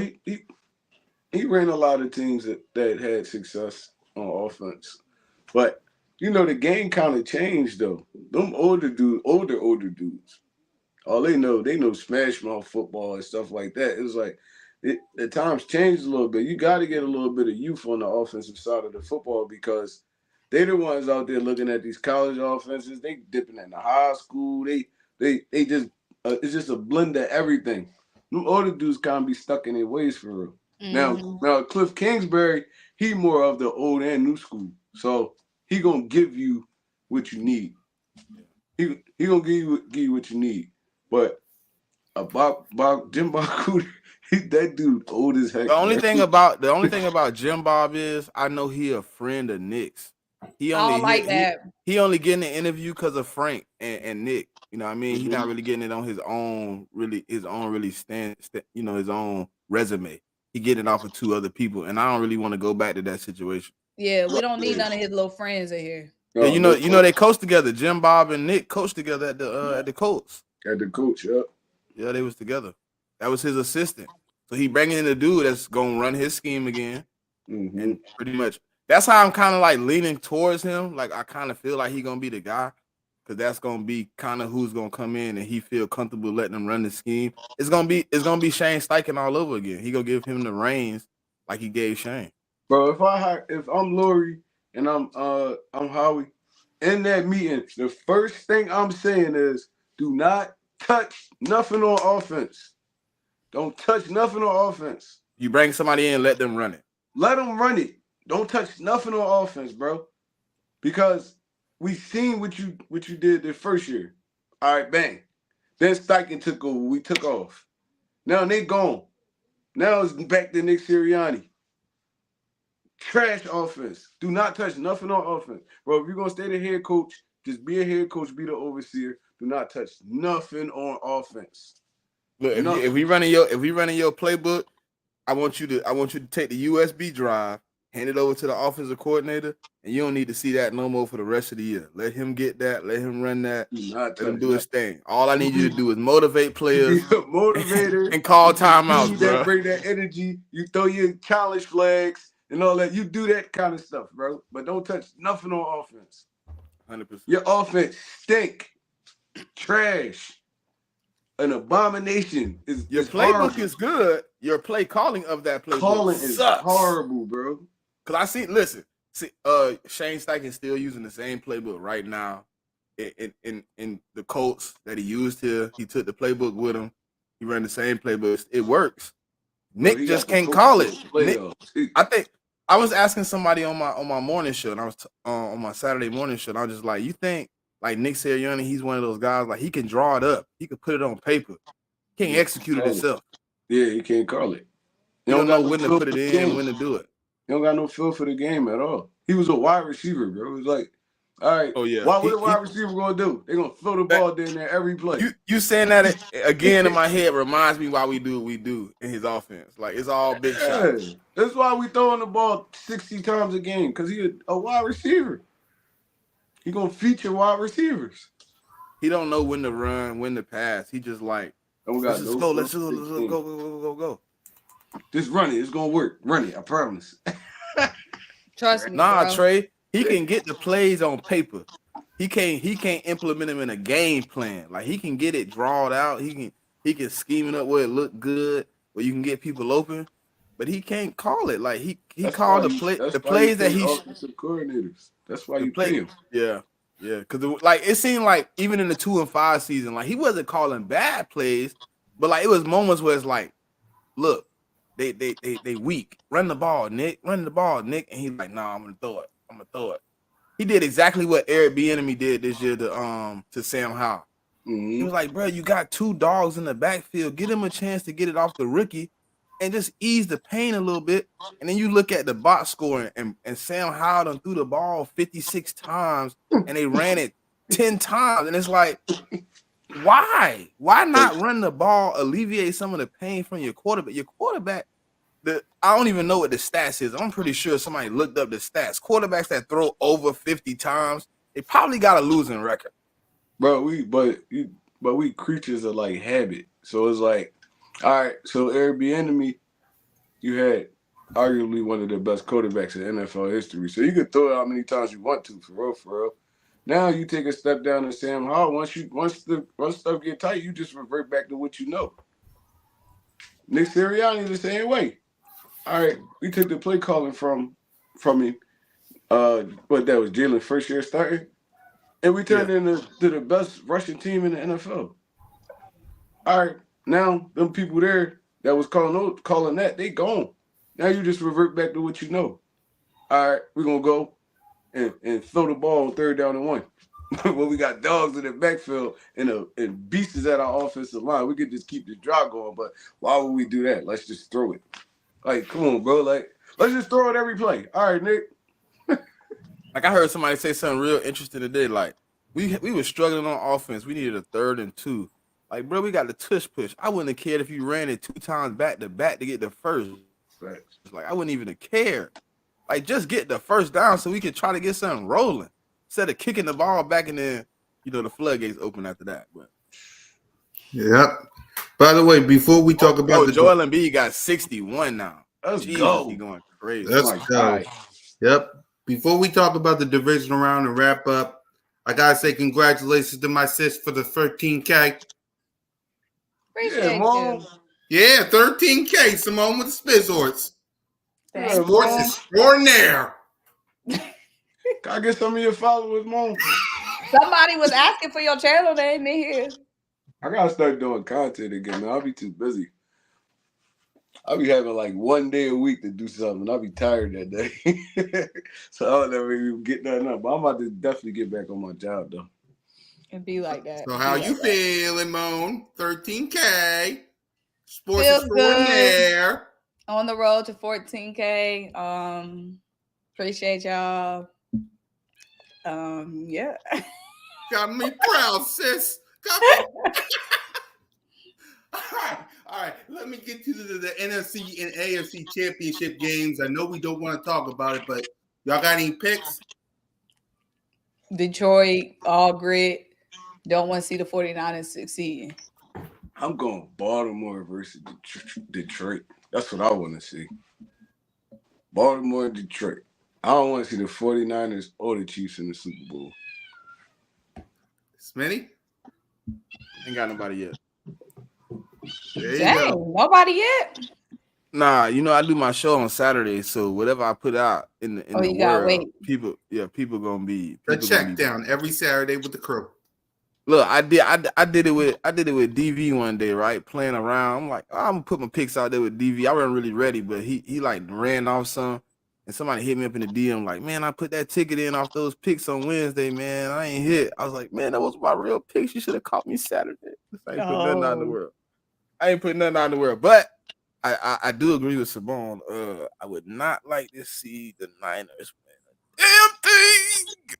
Me neither. Give me Detroit and the Ravens for me. So let's go ahead and wrap up the show by giving our final thoughts. Go ahead, somebody, you up. I hope you got a comfortable seat, a big bowl of popcorn, a nice one of the, those cups they had in the movie theater. They be real big and they got the long straw. You can fill them up. It's gonna be a long off season, man. Buckle up. We finna have another one like last year. We finna be changing everything over, and hopefully Howie Roseman wakes up and smells the coffee and sees that the teams that are performing in the playoffs right now, 4 teams remaining, their greatest strength is linebacker. Mm-hmm. And they spent on linebacker. Like, didn't Detroit get a first round linebacker? Yeah, They got Campbell. Jack Campbell, yep. And then the Ravens got 2 first round linebackers. And then they spent the block and got another linebacker in Detroit. Like, bro. And then they got 1 first rounder in Kansas City, and then the other guy is not too bad. And then San Francisco got Fred Warner, who's a 3rd round, who played like he should have been a first round. And Greenlaw is pretty much a first round. He was the 2nd round. They should have been a first round. Marry each other, Greenlaw and Fred Warner. Bro, listen, like I haven't seen linebackers that physical. Like, it's 2 sets of linebackers that I look at and be like, if those 2 just dropped in on the Eagles when we was 10-1, we probably don't lose another game. Thanks. Like, bro, I seen them like the Texans is a young team, and the way I seen the Ravens play them boys, it was just like, we finna manhandle you. We finna show you what it's really like to be in the NFL. And then San Francisco went and did the same thing to Green Bay. Like, you here, you got here, congratulations, but welcome to the NFL. This real playoff football. I hope in this offseason, Cool Cat, my GM wakes up, invests some money into getting linebackers and making this team the best team we could be, so we can get back to what we identify as the Eagles, man. And until until the next time, man, we see each other, let's go Birds. Yep. Trigger.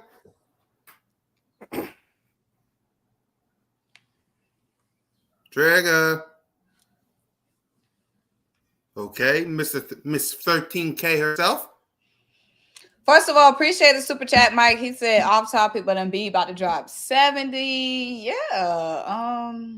This could be the Sixers year. We got to wait and see to the playoffs. But hopefully next time we're talking, We got a DC or OC. I thought y'all had to feed my cat. She kept No, you're crying. good. You're good, Trey. Go ahead, man.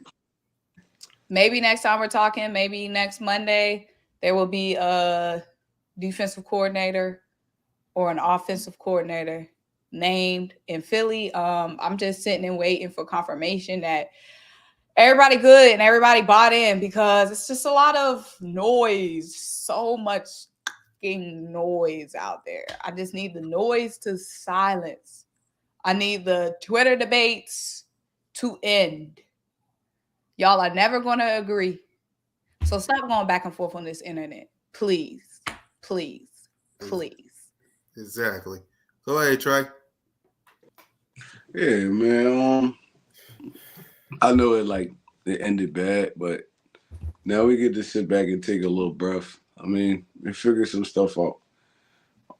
Watch some good football from some good football teams, man. It's like, I ain't gonna lie. This last week of football, bro, it just made me look at the Eagles just way different. It's like the tackling I'm seeing.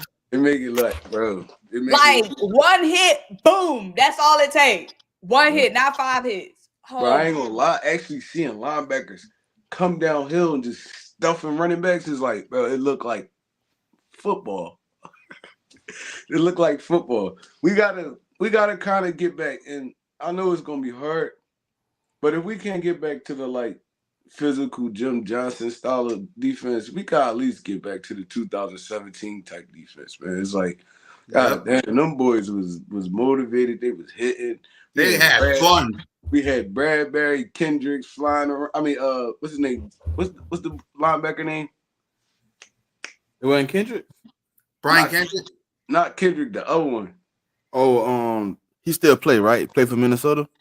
Nah, he don't play for Minnesota. No, that's Kendricks. That's Kendricks that play for Minnesota. Kendrick played for Los Angeles now. Hold on, which year you talk about? Which year? Which year you talk about? 2017. He talk about it was Brad something. God dang it! Hold on, don't say it. Nigel Bradham. Nigel Bradham, yep. Nigel Bradham out there, bro. They was flying around having fun. It didn't look like we had fun this Gang season. Green. Yeah, it didn't look like we had fun Green playing football, bro. It looked like every game was like a struggle. It was like, man, bro, fell off in real life too. This season was not even real life, bro. Yeah, it looked like real. It painful to watch. They were painful to watch. Bro, and then now, watching these other teams, because I'm not watching the Eagles, I'm like, we were never in the same league as these other teams. For sure. Looking at these defenses I'm seeing, looking at this tackling, I'm just loving this playoff football. I've never enjoyed not watching I've never enjoyed watching other teams more than I've watching the Eagles. But this season, I'm like, dang, I've been missing out on some good shit watching this Eagles. For sure. Like that Baltimore team, they legit, bro. They is legit on both sides of the ball, and it just looked like great football. It's like, that San Francisco team. I know they struggled this week, but they a legit football team.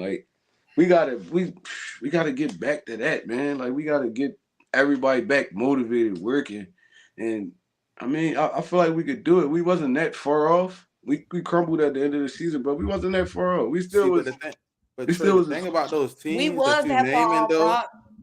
But the teams y'all name, other than the Ravens had a little turnover, but San Francisco, Kansas City, they got the reason they win year in, year out is consistency. They got the same OCs, same DCs year in, year out.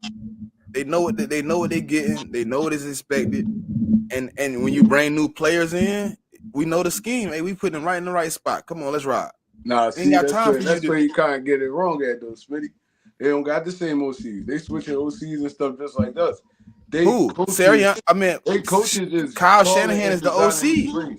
No, Andy Reid is the OC. That's what I'm saying. Yeah, they head coaches. You're gonna lose coordinators. Look, but they the OC Nick can't do nothing but clap and call time out. But they head coach and OC. They got a guy there to help them out, but they calling the plays. No, that's what I'm saying though. You're gonna lose offensive coordinators.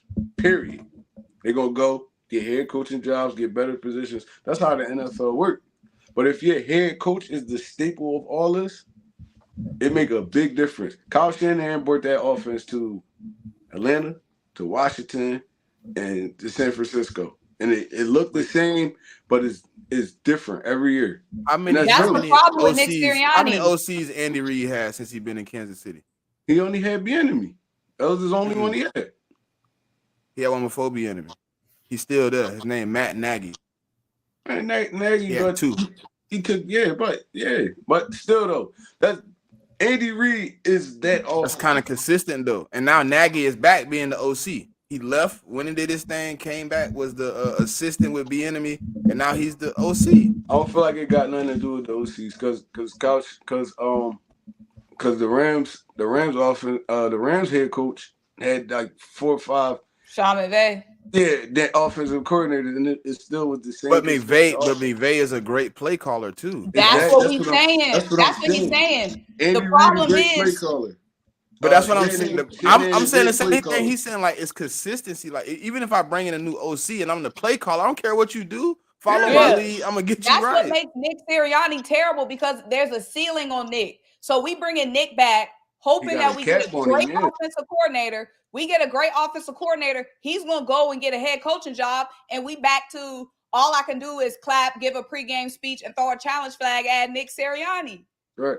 We need to have stability. You got to have a head coach that can run some shit, a head coach that is a master on offense or a master on defense, so you can have those systems in place. And it don't matter who comes or goes, as long as Shanahan's there, as long as Andy Reid there, as long as McVay's there, as long as that head coach in place can run something. Nick has no value. Matt LaFleur, all of these dudes are great play callers. Matt LaFleur is great. Another example of and you don't get as many jobs Nick got, and you suck at calling offense, and he done had some good offense that he's been the leader of. I just think he's not good at putting it on the field.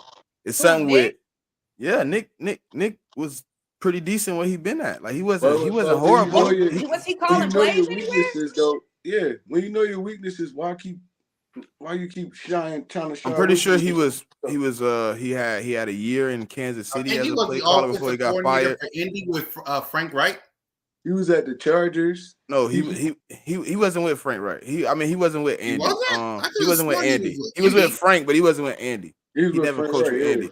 Andy cost him his job when Andy. He was the OC for Kansas City when Andy Reid got the job and he got fired. That's how he ended up with the Colts. Yep. We should have known because Andy Reid said you ain't shit. Mm-hmm. Nah, but he brought in. He had Matt Nagy. He had his own OC already. He had somebody who was good. Nick got kicked to but the. You know, Andy have his own guys. Even if he'd have had Doug or Frank, Nick loses his job. If I got my own guy, I'm bringing my own guy. You out of here. You dead anyway. I don't care how good you is. We seen what happened when Nick had to take over play calling though. It's not good. It's not whatever good. he did previously. All right, that's cool. But with us, he's been a horrible play caller since he came into this job. So if you know your weaknesses, why you keep trying to act like that's not your weaknesses? It's like, bro, you can't call plays. You can design them, but you can't call them. Okay, that's fine. Now you got somebody else that's why you hire people like that to do those jobs. And you get better as the years go on. It's like, all right, he a little bit more innovative with me. I mean, I designed the plays, but he calling them like, you learn from stuff like that. It's giving stubbornness at this point. My thing is, what value is Nick gonna have for this team long term? Like, what value is he gonna have as a head coach? Biggest hot season this season. I mean, the value is Nick Sirianni sell the players. That's his value. They love just dropped 70. Yeah, let's go, Joe. And he know his play.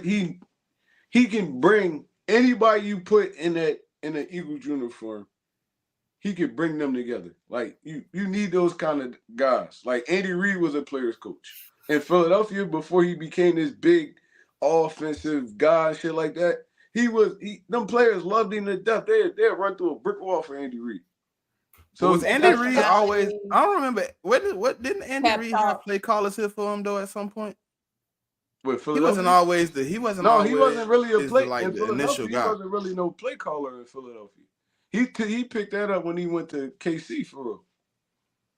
Andy Reid had offensive coordinators the whole time he was in Philly, and then It was bad play, a lot of I bad know, play calling, I know a he had lot a of few bad that's time been management, successful. a lot of bad clock management, a lot of bad timeouts. That's what killed Andy Reid. Everybody got burnt out with Andy Reid before he left. I definitely remember that. Remember this Definitely last remember season? that. I think we went I like remember 4-12 or something. hey, I don't know what year it was, Trey, but we was playing like I want to say we was playing like the Cowboys, right? And we was like Mm-hmm. driving, Donovan McNabb going kind of crazy. It's like maybe like a minute and something left in the game, and we get across the 50. And I remember clearly like the announcer being like, Andy Reid should take a timeout here. He don't take the timeout. We run another play. Something happens where like I guess we end up taking the timeout with like 10 seconds left. We He end up let all losing that that clock game too. time run off the clock. Yeah, We he could was have a I think we horrible. could have ended up it was like 40 seconds left. We run a play. Whatever happens, we end up getting the timeout in at like 12 seconds. I'm like, damn, we lost 30 seconds. What happened? And he would do stuff like that all the Andy time, little Reid small is stuff. the perfect example of what I'm trying to say Nick Sirianni should do.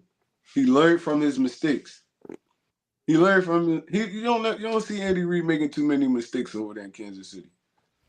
Even when he had Alex Smith, they wasn't making too many mistakes over there. So he learned from his mistakes. Nick needs to just kind of learn, sit back, evaluate this season, and then, bro, next year The great come thing in with about a Andy better. Reid was what like you said, he learned, and then when he brought guys in that he respected, he took from their game to little Mm-hmm. pieces, little nuggets. Let me add this to my game. Let me add this to my game. And when he got to Kansas City, he was like, shit, let me open it up then. Let me see what I got. And then You he be got scared, Pat, and he was like, oh, I'm opening up some more. Let me really bro. see You what I see got. Kansas City running. They be running wishbone. They got so many formations and ways they can attack a defense, bro. They so innovative. Over there in Miami, so many ways they can attack a defense, bro. Just by a little simple, little quick jet or motion, it throw your whole defense off. We didn't run it. We didn't run motion. We didn't do nothing, bro. Like it was so stale. This offense was so stale. It was. Yep. I'm just wait until September Bro, because we were running 12 personnel or we running empty backfield. That was our How only y'all two feel about? formations. Oh, we forgot to go over one thing, man. What's that? Eagles, great sign today, man. Detroit Lion, man. Zach Ertz. He signed to Detroit. Yeah, Yeah, he he signed signed to today. Detroit. Yep.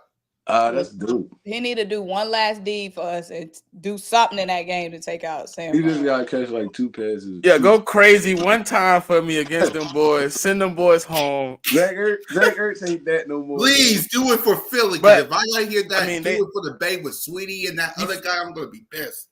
he fit what they missing though. Nah. Like George Kittle is like they only tight end. The other guy kind of like you can get Zach Ertz in there to get maybe 4 or 5 plays in where he can make He's a not nice with little Detroit play. or San You talking about Laporta? Oh, I meant Sam Laporta. Damn, I'm tripping. Oh, Sam yeah. Laporta like the Laporta. only guy. Laporta tough. Is Ertz in shape though? He about 40 and he quit months ago. Yeah, I think he in shape. For a minute. Is he in game? Because even when you sign somebody who's younger, it'd take them like 2 weeks to ramp up or something. I mean, they ain't gonna feature him, so it don't even really matter. Yeah, Child, when you this old child, you don't gotta be getting all them stats. You go out there and try to run. Oh, I'm pretty sure they worked him out though. I think for him it's more fresh because now he been out for 2 months. All the injuries that he had piled up from the season that healed. He been sitting back, relaxing, getting his his chromotherapy on, getting his good cardio in. He might be all right. I don't like that he went to Detroit, but he went. I mean, he went where he thought he could get the ring easy. He trying to get that ring. He said, "This is my last last chance for to a get ring, child. He desperate. He Yep. gonna wait till the last week. He gonna wait till 2 weeks left. Yeah, listen, and look, me and DV He brought it gonna up like retire 3 as weeks a ago on the Eagle. show. Like, what happened to Ertz? He Like, I waited ain't till heard no 4 more about teams him. were left. He was like, "Oh, we going to He the did the smart championship. thing, Let me see though. who I want to pick." He did the smart thing though. That was smart. That was Nah, smart. but look, if he could have signed, to the. I think he could have signed to the Ravens. Even if he didn't want to put in no work, I understand. Best idea. If he wanted to be acclimated to the offense, he could have went and signed with the Ravens and been 5-6 weeks in with them boys. Ertz said, "Nah, I'm gonna wait. And if Detroit win, I got a free ride to the Super Bowl, and I ain't have to put in about 8 plays. Right. Yeah. I mean, I don't feel like he can't. He don't fit. I don't feel like he fit the Ravens offense for real. But they only had one tight end. I'm saying what they would have did with him for him. You know what I'm saying? He would have damn been the second feature. Now he Isaiah likely a rookie, and Ertz would have got at least. Likely over there snapping on the low. I feel bad for him though, Andrews- because what's the name coming back this week? Andrews, you coming back? He was a limit. Yeah, he was a limited participant all last week, so I'm pretty sure he gonna be back this week. But he still got to work his way back into the offense for real, because like we've been over there, he took over that. He took that spot and started running with it for real. Mm-hmm. I just So think they not just gonna sit him on the bench. They probably gonna split time. Hopefully they keep him running. Because you know he was supposed to be like the second at the beginning of the season, and he wasn't getting the features like that until Andrews got hurt. So I'm hoping it don't happen like that to him again. He like more of a like wide receiver than a tight end. You can split him up, flex him out. He give me that Kelsey Grunt type vibe. Like he a little fat. He got a little bit more speed than Kelsey too. It's just like like dude, I like him. They got a little trouble in their hands though, because they gonna have to pay that boy. He going somewhere, and so somebody gonna feature him because he a good tight end, likely. They got a couple of years though before they got to pay him though. But don't Andrews got a contract coming up? Andrews already paid. He got paid last year. Oh, he paid already. Yep. All right, well, yeah, they straight over there. Now they just gonna have 2 dog tight ends. The only thing they're gonna have to do is replace OBJ. You don't think they're gonna resign him? I don't know. I'm just saying if they don't resign him, that'll be their only OBJ only gonna go to the next Super Bowl. I ain't gonna lie. If I was the Ravens, I'd go get Devontae Adams. Ooh, I'll go get Devontae Adams next year. Now that's what they need. That might unlock something we ain't seen out of Lamar with a Devontae. Because you got Zay Flowers over there. Young boy, he emerging right now. Aguilar gonna be gone next year. Like, your receiving core gonna go back to trash. What's the other dude name? Number 7, Bateman. Bateman on and off the field. He always hurt. So he a free agent too. So I don't think they're gonna pay him. I don't think they're gonna resign Bateman. Yeah, he got a lot of potential. He just can't stay on the field. So you go get a Devontae Adams and pair with Zay Flowers and Andrews likely. That's another like playoff push. And then you got Keaton Mitchell, that fast running back running 4.1s and stuff. Yo, he be out, bro. He be out. And then you got what's the name coming back next year? The other running back. Oh, J.K. Yeah, J.K. Dobbins. Yeah. So Baltimore gonna be straight for a couple years, bro. This is how I want to talk about my team right here. This is exactly what I want to do. I want to be like, man, we got such and such and such and such. Nah, we got Kenny Gainwell. We got Kenny Gainwell. Lord Jesus, that'd be the greatest news to see him cut. You want him to cut Gainwell? I don't mind Gainwell. I don't think they should cut him. I think they should have 2 running backs. The love Nick Sirianni for him causes him to abandon running back 1. I need him to just go. I don't feel like we used him right this year. I don't like that quarter. I don't like that quarter jump. I don't like first quarter Swift, second quarter Gainwell, third quarter Swift. I don't like that, bro. I don't like that. That's horrible. I mean, you still gotta look at the injury history. Gainwell was getting. I ain't talking. No. I ain't Trey. I want to bring in a young running back that can get some of the second carries. I want to bring in like a Braylon Allen or a Blake Corum from, you know what I'm saying, something like that. A little power back. You could put him in third and short. You could put him in, when the game is kind of let's just run the ball. We can bounce it back and forth. But when you got 2 guys with kind of the same makeup, it's just kind of killing itself. We don't have a power back. And Gainwell and Swift to me is the same person. I forgot. Swift just better. I forgot. Baltimore got Dalvin Cook now too, right? Yeah. Oh my God. Yeah, they got a squad, bro. Yo, I need them to beat Kansas City, bro. I'm tired of these dudes. Yeah. Yeah. The reason we're talking like this, Eagles Nation, because we're in the offseason. So get ready for another episode of B.O.B.S. with the crew. So with that, for Moan, Mrs. 13K herself, Smitty, One Trick or Trade rocking your boy. Yeah, I said it. 13K. Y'all better subscribe to my sister before she goes on her trip. Y'all better subscribe to her before she go on her trip. I'm telling y'all, Get them subscribes up. Before I go on where? business trip. Where I'm going? I saw a video. You supposed to be going somewhere. That's why you got your hair done. Simone about to be. Yeah, I watched your video. Yeah. Mo Before will be on this shit Sports stops Center in a working. little bit. Mo, what's up? Give me a little slide on Sports Center, bro. He's about to be on somebody's Sports Center. I need that Sports Center check. Get it. Come on, I need that Sports Center check. She gonna be on. I need that Sports Center check. We all do. We gonna get there. We gonna get there. Like a year or two. Mo gonna be on Sports Center. Okay, I like it. She's already doing big things on ESPN. One step closer, Mom. One step closer. So with that, the crew says we'll see y'all next week. Peace out. Lights out.